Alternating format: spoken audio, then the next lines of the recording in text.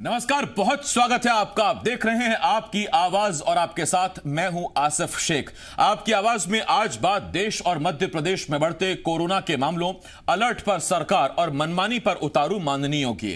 10 दिन पहले तक एक्टिव केसेस के मामले में दुनिया में टॉप 15 देशों की लिस्ट से बाहर हुआ हमारा देश एक बार फिर एक्टिव केसेस के मामले में टॉप 15 में शामिल हो गया है। महाराष्ट्र, केरल और एमपी जैसे प्रदेशों में लगातार मामले सामने आ रहे हैं और यह तब है जब सरकार 30 करोड़ रुपए से ज्यादा कीमत का त्रिकुट काढ़ा जनता को पिला चुकी है, जिस पर विपक्ष हमलावर है तो वहीं सरकार के नियमों का खुद माननीय पालन नहीं कर रहे हैं। कई सवाल हैं जिनके जवाब जानने की कोशिश करेंगे। एक खास पैनल भी हमारे साथ जुड़ेगा, लेकिन आइए सबसे पहले एक रिपोर्ट देखते हैं।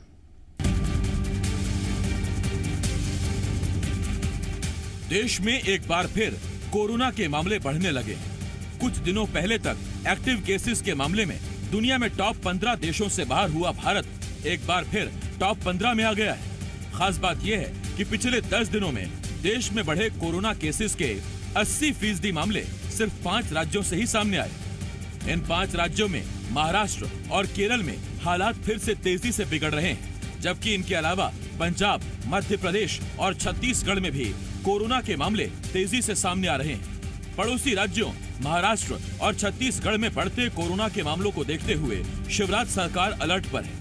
सीएम ने बढ़ते कोरोना केसेस पर समीक्षा बैठक की और खास तौर पर सीमावर्ती जिलों में सतर्कता बढ़ाने के निर्देश दिए हैं। दूसरी तरफ बढ़ते कोरोना के मामलों पर अब विपक्ष सरकार पर हमलावर है। सदन में विपक्ष ने बढ़ते मामलों और त्रिकुट चूर्ण को लेकर सवाल पूछा, जिसके जवाब में आयुष मंत्री रामकिशोर कांवरे ने बताया कि कोरोना काल में राज्य सरकार ने 30 करोड़ 64 लाख रुपए से ज्यादा का काढ़ा जनता को पिलाया है। विपक्ष ने आरोप लगाया कि सरकार ने इस काढ़े के प्रचार प्रसार में करीब 30 लाख रुपए खर्च कर आपदा को अवसर में बदल दिया और जमकर भ्रष्टाचार किया। विपक्ष के आरोपों पर सरकार की तरफ से भी जवाब आया है कि जिस प्रकार से देश में प्रधानमंत्री जी ने कहा था कि आपदा में अवसर तलाशो, और वही काम मध्य प्रदेश की सरकार ने किया है।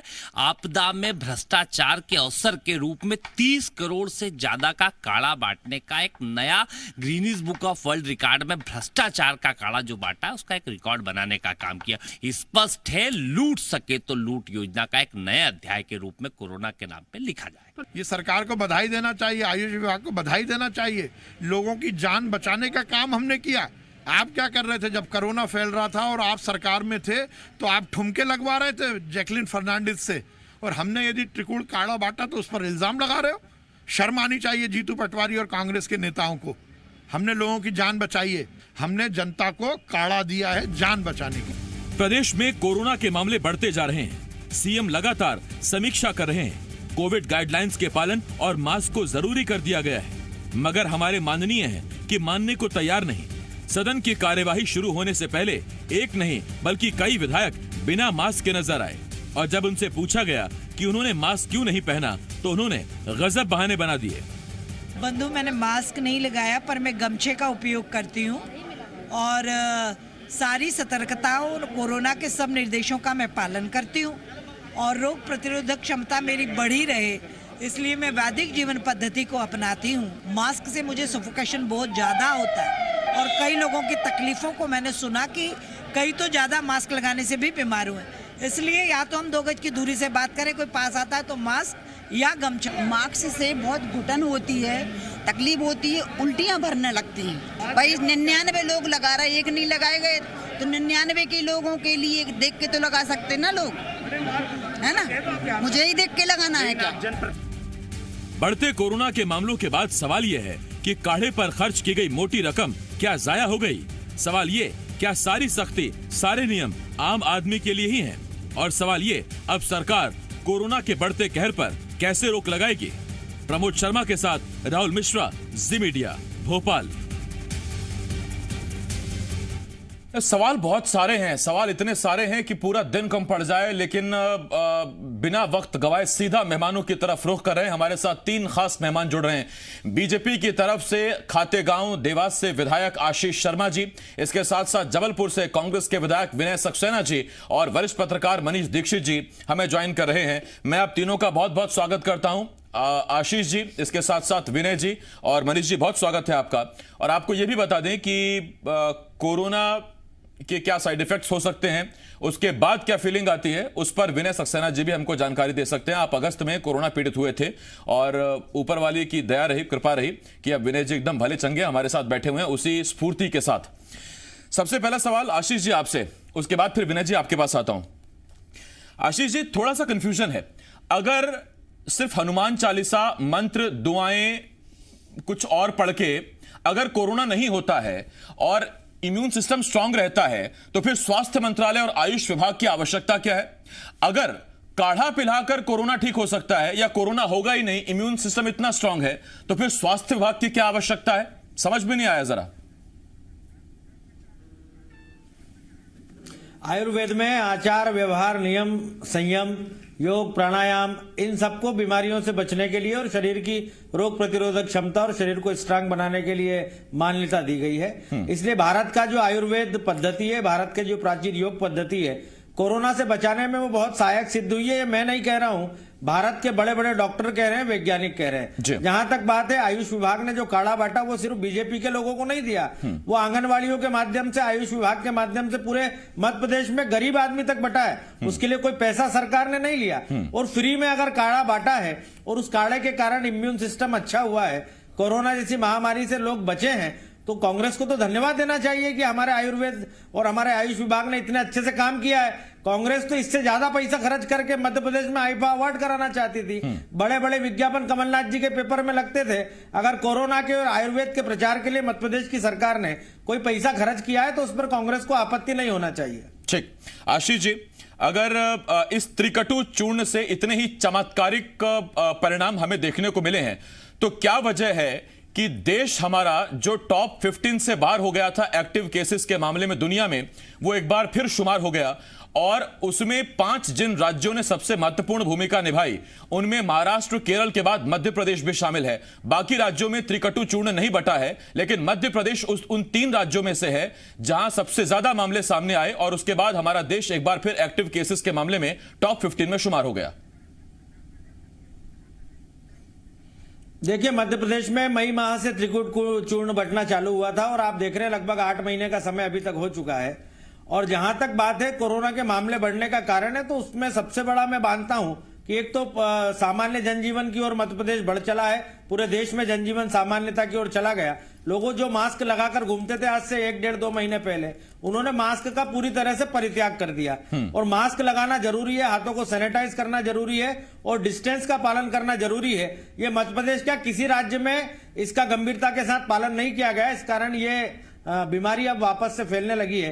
वैज्ञानिकों ने भी कहा है अगर आप इन रिस्ट्रिक्शन को फॉलो नहीं करेंगे तो बीमारी बढ़ेगी, इसमें क्या गलत है। लेकिन सरकार प्रयास कर रही है, लोगों को सचेत कर रही है और लोगों को भी अपने तय पे ये करना चाहिए कि हम इन नियमों का पालन करें ताकि बीमारी को फैलने से हम रोक सकें। वैसे गजब की बात है कि ट्विटर पर, फेसबुक पर लोग सवाल पूछने लगे हैं। आजकल हम अपने दर्शकों के सवाल भी चर्चा में शामिल करते हैं और जितेंद्र तोमर नाम के हमारे एक सब्सक्राइबर हैं, दर्शक हैं, वो लिख रहे हैं कि मुझे काढ़ा नहीं मिला, मुझे कोरोना हो गया। उन्होंने लिखा है कोरोना तो मुझको भी हुआ था पर मुझे काढ़ा नहीं मिला, यानी कि वो जो 30 करोड़ से ज्यादा खर्च हुए उसमें कई लोगों को काढ़ा नहीं मिला। बहुत भरोसा था उस पर लोगों को। आशीष जी, मैं लौट रहा हूं इस पर आपके पास।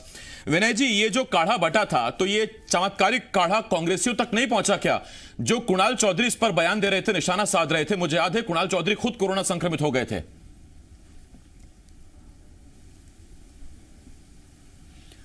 मैं तो आप सबको प्रणाम करता हूं, आपके दर्शकों को भी। जी विनय जी, मैं तो सभी माननीयों से पूछना चाहता हूं, कल ही गिरीश गौतम जी जब अध्यक्ष बने तो उन्होंने सबसे एक बड़ी गंभीर बात करी कि हमारे जो मंत्री हैं उनसे मैं उम्मीद करूंगा कि जब विपक्ष हो या सत्ता हो के सदस्य हो, जब कोई प्रश्न पूछे तो उसका बड़ी जिम्मेदारी के साथ जवाब देंगे, जिससे कि अनावश्यक चर्चा और बहस ना हो।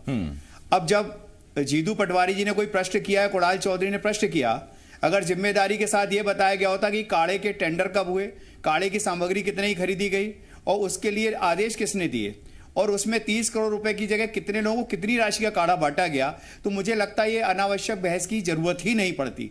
परंतु जवाब क्या देंगे? तर्क को कुतर्क से देंगे। खेत की बात करो, खलिहान का जवाब देंगे। जवाब क्या देंगे कि वो आईफा में खर्च हो रहा था। मैं पूछना चाहता हूं आईफा में कितनी राशि खर्च हुई है, कृपया हमारे माननीय बता दें या इनके आदरणीय विश्वास सारंग जी बता दें। दूसरी बात, जिस अभद्र भाषा का प्रयोग किया कि ठुमके लगवा रहे थे, मैं पूछना चाहता हूं कहां ठुमके लगे? कहां पे माननीयों के साथ ठुमके लगा दिए गए। इस तरह की अभद्र भाषा से तर्क की जगह कुतर्क देना विनय सक्सेना जी बहुत पुरानी बात नहीं है। आज जब इन्होंने कहा कि आईफा में आप ठुमके लगवा रहे थे तो आपको बुरा लग रहा है। एक पूर्व मंत्री एक अभिनेत्री के बारे में कहती है कि वो नाचने गाने वाली हैं, तब वो ठीक था। मैं आपसे कहना चाहता हूं, अगर कोई आदमी गलती कर रहा है तो आप अपने संस्कारों में रहो ना। किसने कहा कि आप भी गलती करो? नहीं, ये अच्छी बात। अगर विनय सक्सेना गलती कर रहा है तो जरूरत है कि विश्वास सारंग जी भी गलती करेंगे। ये अच्छी बात। मैं आपसे पूछना चाहता हूं, क्या देवेंद्र फडणवीस जी की पत्नी जो महाराष्ट्र के पूर्व मुख्यमंत्री थे, वो अक्सर कई कार्यक्रम में, फिल्म फेस्टिवल में उन्होंने अपना डांस प्रस्तुत किया, तो क्या हम उनको ठुमके वाली कहेंगे क्या? मैं पूछना चाहता हूं भारतीय जनता पार्टी किस संस्कृति की तरफ जा रही है? कल ही गिरीश गौतम जी ने समझाया था अध्यक्ष बनते ही साथ, और माननीय मंत्री लोग इस तरह की भाषा करके क्या पक्ष विपक्ष क्या ये असंसदीय भाषा का प्रयोग करेंगे? क्या मर्यादाओं का पालन नहीं करेंगे? मध्य प्रदेश की विधानसभा के लोग, कल उन्होंने कहा था जिनका विनय जी, मैं इस पर आता हूं आपके पास। मनीष दीक्षित जी आपके पास आ रहा हूं। मनीष सर, जिस गिरीश गौतम साहब की बयान की तरफ विनय जी ने इशारा किया, आशीष जी खुद अपील कर रहे हैं कि मास्क पहनिए, सोशल डिस्टेंसिंग का ख्याल रखिए। अब तो साहब वो इतना रट गया है कि नींद में भी हमको याद रहता है कि क्या करना है क्या नहीं करना, और ये बहुत अच्छी बात है। लेकिन आज जब बजट सत्र के दूसरे दिन कार्यवाही शुरू होने वाली थी तो कई विधायक, कई मंत्री हमने बिना मास्क के देखे, और तो और दो अभी विधायकों का हमने बयान भी सुनवाया, जिसमें उषा ठाकुर जी, पर्यटन संस्कृति आध्यात्म मंत्री, वो कहते हैं कि थोड़ा सफोकेशन होता है। रामबाई कहती हैं उल्टियां भर आती हैं, और कई लोगों को तो मास्क ज्यादा पहनने से तबीयत खराब हो गई, ये भी पता लगा है।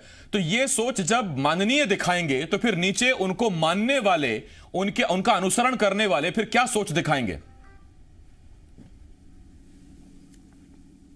जाहिर है वो अपने नेताओं का अनुसरण करेंगे, क्योंकि कोई भी विधायक हो या कोई मंत्री हो तो उसकी फॉलोइंग बहुत लंबी होती है, और कम से कम वो अपने क्षेत्र में बहुत पॉपुलर माना जाता है, तभी वो विधायक चुना जाता है। तो और अगर विधायक खुद ऐसा एग्जाम्पल सेट करेंगे तो इसका मैसेज ठीक नहीं जाएगा।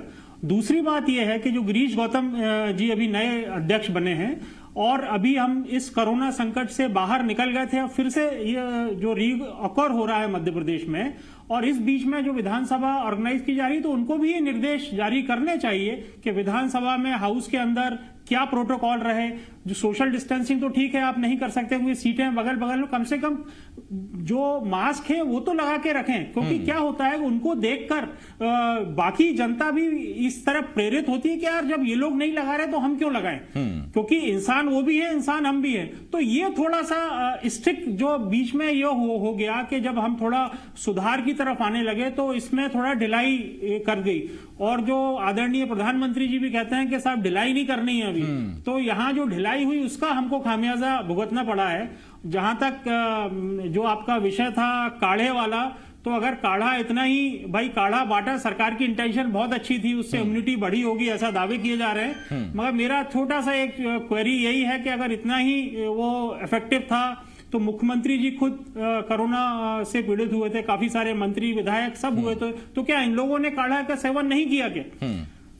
या उसकी गुणवत्ता में कोई कमी रह गई मुख्यमंत्री तक पहुंचते पहुंचते? ऐसे बहुत सारे सवाल विपक्ष उठा सकता है। आशीष जी, मैं आपके पास आ रहा हूं और आपसे एक सवाल सर, फिर अगर ये काढ़ा इतना प्रभावी है तो ये 30 करोड़ की सीमा तक नहीं रुकना चाहिए, इसको हमें और बांटना चाहिए ताकि जनता तक रुके। और जैसा दर्शक भी हमें ट्विटर पर लिख रहे हैं कि मुझको तो काढ़ा नहीं मिला, तो ऐसे बहुत से लोग आपसे मांग कर रहे हैं कि काढ़ा उन तक पहुंचे। और एक बात और सर, आयुर्वेद या आयुष, इसकी महत्ता पर लेश मात्र भी शक किसी को नहीं है। यहां बैठे हम चारों लोगों को बिल्कुल। आशीष जी, आवाज नहीं आई क्या? आशीष जी मुझे नहीं सुन पा रहे हैं। हम अब आ रही है आवाज। देखिए आयुर्वेद की, हाँ, बोलिए आशीष जी। आयुर्वेद पर किसी को शंका नहीं है, ठीक। और आयुष विभाग ने काढ़ा बांटते समय भी यह कहा था कि इससे कोई बीमारी पूरी तरह समाप्त नहीं होगी, लेकिन इसके पीने से आपके अंदर रोग प्रतिरोधक क्षमता का विकास होगा। मैंने भी उस काढ़े को पिया और लगातार 3 महीने तक उस काढ़े का सेवन किया। मेरे साथ कई सारे हजारों लोगों ने मेरे विधानसभा क्षेत्र में उस काढ़े का उपयोग किया। हमने आंगनबाड़ियों के माध्यम से गांव-गांव तक उसको बंटवाया। इसके अलावा भी बहुत सारी वनस्पतियां ऐसी हैं जिनको लोगों ने अपने घरों में उगाकर और उसका सेवन किया, जिसके कारण वो बचे रहे। लेकिन जहां तक बात है इस काढ़े को आगे और बंटवाना, अगर सरकार को आवश्यक लगेगा तो हम और इसका प्रोडक्शन कराएंगे और इसको बंटवाएंगे। लेकिन अगर हम मास्क पहन लें और हम हाथों को सैनिटाइज करें, इस कुछ चीजों का पालन कर लें, तो मेरे ख्याल से एक बहुत लंबा दौर हमने कोरोना के साथ गुजारा है। थोड़ा बहुत कुछ और बचा है क्योंकि वैक्सीन आ चुका है, इसलिए ज्यादा चिंता की बात लोगों को घबराने की जरूरत नहीं है। पर अगर हमको सावधान अगले 1-2 महीने और रहने के लिए कहा जाता है तो हमको सावधान रहना चाहिए।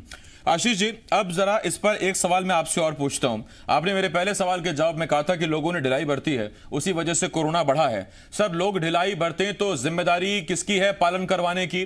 कलेक्टर, ये समीक्षा बैठकें, ये नोडल अधिकारियों की बैठकें, ये किस काम की हैं? पहली बात। और दूसरी बात, अगर आम आदमी ना नियमों का पालन करे तो सख्ती, जुर्माना, और विधानसभा जैसी जगहों में जहां आप लोग हमारे लिए इतने अहम हैं, आप लोग अगर रिस्क लें तो फिर उसके लिए कोई जिम्मेदारी नहीं, कोई फाइन नहीं, कोई जुर्माना नहीं, क्यों?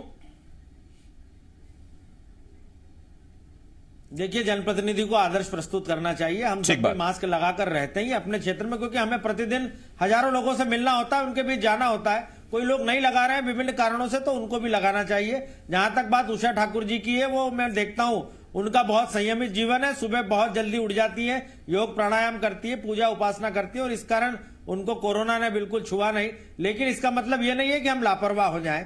मास्क का विकल्प और भी हो सकता है, उसे भी उपयोग हम करें, लेकिन हम सबको बचाना पड़ेगा। और वास्तव में जनप्रतिनिधि अगर मास्क लगाकर रहेंगे, लोगों को अगर समझाइश देते रहेंगे, तो आम जनता भी नियमों का पालन करेगी। ये दौर, खतरनाक दौर तो निकल चुका है, लेकिन आगे इससे खतरनाक दौर नहीं आए। इसके लिए हम सब अगर इन नियमों का पालन करेंगे, और सरकार नियंत्रण का काम कर ही रही है, हम मध्य प्रदेश को सुरक्षित बचा ले जाएंगे। विनय जी, मैं आपके पास आ रहा हूं। अगर मध्य प्रदेश सरकार जिम्मेदार है मध्य प्रदेश में बढ़ते कोरोना के मामले में, या मध्य प्रदेश सरकार उस लेवल तक सतर्क नहीं, लोगों ने ढिलाई बरती और मध्य प्रदेश में कोरोना फैला, तो जिन 5 राज्यों का मैंने जिक्र किया, जो इस वक्त देश में सबसे ज्यादा एक्टिव केसेस वाले राज्य हैं, जिनकी वजह से हमारा देश एक बार फिर टॉप 15 में शुमार हो गया, उसमें महाराष्ट्र, छत्तीसगढ़, पंजाब, केरल और मध्य प्रदेश। सर, आप मुझे बताएंगे कि जहां जहां कांग्रेस की सरकारें हैं, फिर वहां क्या पूरी तरह से लोग ही जिम्मेदार हैं कोरोना बढ़ने के लिए, या वहां की सरकार पाक साफ है? मैं 2-3 मुद्दों पे आपका ध्यान आकर्षित करता हूं। आदर्श की बात की अभी हमारे विधायक जी ने, कि हम लोग जो करते हैं हमारे को देख के जनता करती है। ठीक बात। जब हमारे मुख्यमंत्री आदरणीय शिवराज सिंह जी चिरायु अस्पताल में एडमिट थे और रक्षाबंधन आया था, तो उन्होंने हमारी बहन जो राखी बांधने के लिए बुलाया था, उनने ये भी ध्यान नहीं रखा कि अपनी बहन को कहते कि अभी राखी बांधने मत आना, जब ऐसे समय में जो पेशेंट है और अस्पतालों में आना प्रतिबंधित था। किसी को भी, जो व्यक्ति कोविड-19 का एक्टिव केस था, उसके से मिलने के लिए परिवार के लोगों को मनाही थी, अस्पताल में घुसने की मनाही थी। लेकिन हमारे मुख्यमंत्री आदर्श क्या प्रस्तुत किया? रक्षाबंधन की फोटो खिंचवाने के लिए वहां भी राखी बंधवाई। दूसरा मैं कहना चाहता हूं, जो आयुष विभाग की बात कर रहे हैं, हमारे देश के जो हमारे स्वास्थ्य मंत्री हर्षवर्धन जी ने, जिसपे अभी IMA ने, मेडिकल एसोसिएशन ऑफ इंडिया ने, उन्होंने एक बात रखी है कि हमारे कोरोनिल के कार्यक्रम में जाकर उन्होंने कहा कि कोरोनिल से पूरी तरह से कोविड-19 से आप सुरक्षित हो सकते हैं, जिसपे आपत्ति ली IMA ने। मैं पूछना चाहता हूं, अगर ये सब आयुष का इतना ही सक्सेस था, तो फिर वैक्सीन बनाने की जरूरत क्या थी? क्यों हमारा देश इतना ज्यादा लोग पीड़ित हुए, इतनी मौतें हो गई, तो हमने सबको काढ़ा पिला के या कोरोनिल खिला के क्यों नहीं ठीक कर लिया?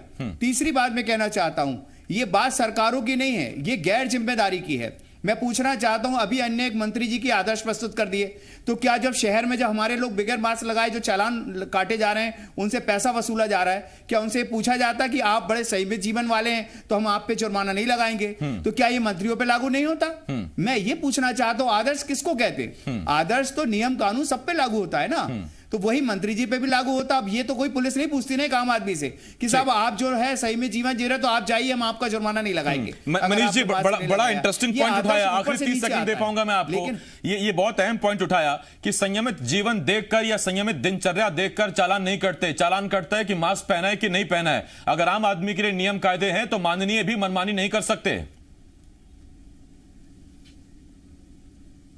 बिल्कुल सही है और होना भी चाहिए। एक्चुअली ये मिसाल पेश करेगा, अगर जो जिनको हम सो कॉल्ड वीआईपीज बोलते हैं और अगर वो इन नियमों का पालन नहीं कर रहे हैं जो आपदा काल में सरकार ने बनाए हैं सबकी रक्षा के लिए, और अगर उन पे जुर्माने जब लगने शुरू होंगे तो ही मुझे लगता है कि इसमें जो वाकई सतर्कता की जरूरत है वो तभी आएगी। और विधानसभा में जिस तरह से इसका डिस्प्ले हो रहा है कि बिना मास्क के जा रहे हैं और अलग अलग अपने मतलब जो उन्होंने तर्क दिए हैं वो भी तर्क नहीं कुतर्क हैं आसिफ, तो ये जब तक बंद नहीं होगा तब तक हमको जो है सामान्य लोगों को कम से कम छोड़ देना चाहिए कि जब आप उनको छोड़ रहे हो तो ठीक बात है। तो फिर ये हमको भी इम्यूनिटी आपको देनी चाहिए, सरकार को जो इम्यूनिटी आप अपने विधायकों को दे रहे हैं। हमारी अब अंदर की इम्यूनिटी तो है ही, बाकी आप ये इम्यूनिटी अगर आम जनता को भी दे दे तो फिर ठीक है। फिर जनता पर मत फीका फोड़िएगा कि जनता की वजह से कोरोना फैला। बहुत धन्यवाद हमारे साथ जुड़ने के लिए विनय सक्सेना जी, आशीष शर्मा जी और साथ साथ मनीष जी, आपका बहुत बहुत धन्यवाद।